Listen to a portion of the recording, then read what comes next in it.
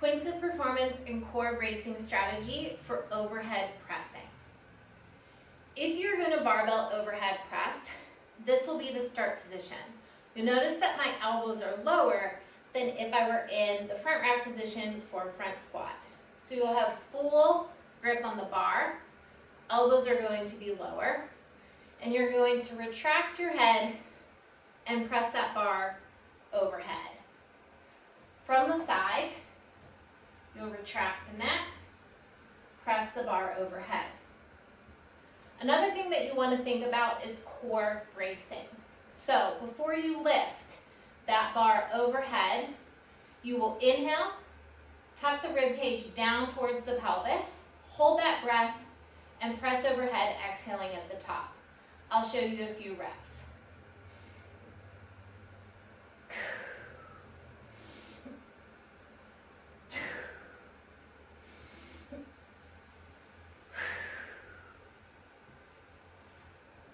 If you're having difficulty with shoulder mobility, meaning you can't quite get your shoulder fully overhead, it is going to feel harder to pull that rib cage down towards the spine.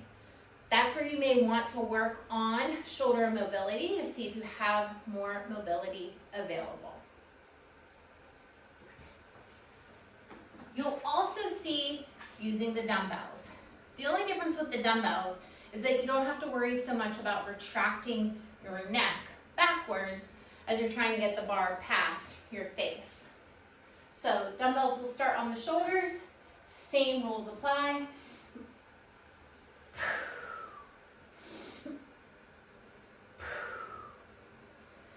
You'll also see pressing variations from the seated, half kneeling, and tall kneeling positions.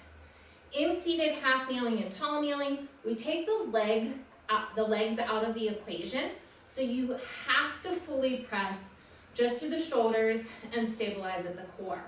These are really good places to start if you're new to overhead pressing.